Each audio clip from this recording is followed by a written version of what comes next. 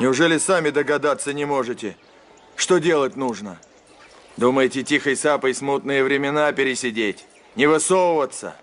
Не выйдет.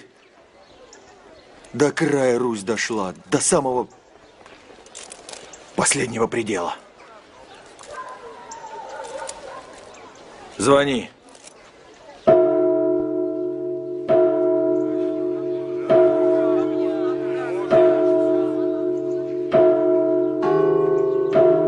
Ну вот, первый звон, чертям разгон. А ну да я.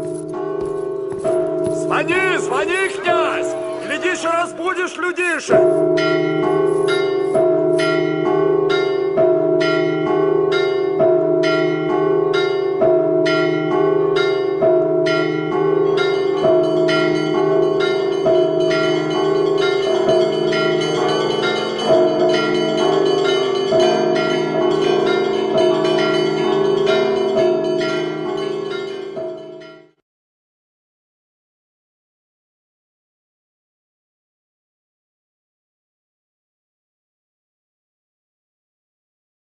Я не понимаю не только вопрос о именно русском народе, но он получается как бы стержень, хребет светлого будущего всего человечества.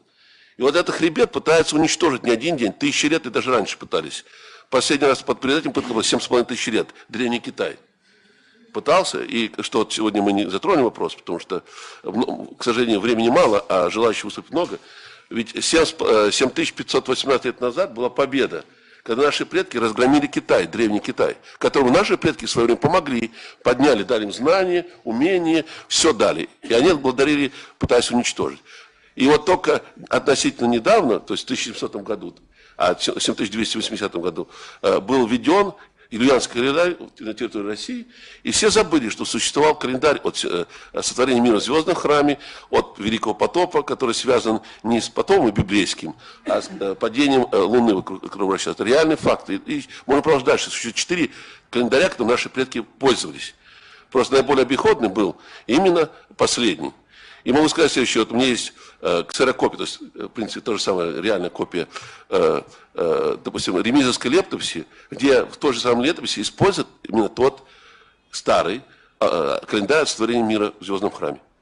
Понимаете? И сейчас есть, и в частности мы уже с женой накопили очень много достоверных фактов, артефактов, документов, не придуманы кем-то. Понимаете, можно написать свое мнение, которое может быть любое, но оно должно быть обосновано. А реальных карт, не копий, не копий с копий. И тогда, как вы знаете, что сказание Мамаева Поповича, знаете такое, да?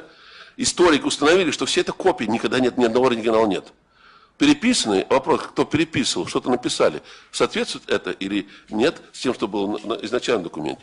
Так вот, есть огромнейшее количество достоверных фактов, аргументов, артефактов, которые реально существуют, не визуально, не виртуально, а в реальной форме такой, и которые есть, будут и представлены, и доказательства, плюс еще много, что будет в ближайшее время, пока я еще не буду озвучивать, будет предъявлено еще другие доказательства, такие, которые вышибут всю почву от, как говорится, врагов человечества в том числе. Потому что я говорю, когда я говорю врагов русского народа, в принципе, они, не только враги русского народа, но враги всего человечества. И вот тогда нашим врагам сказать будет нечего.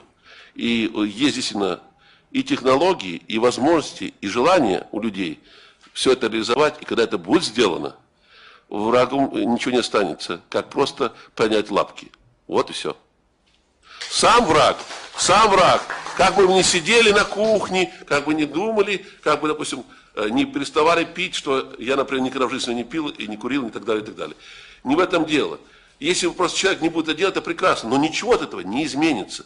Человек должен быть активный, активно бороться за свои права, за права своей семьи, за своего рода, народа и страны. А не просто быть хорошим человеком. Этого недостаточно.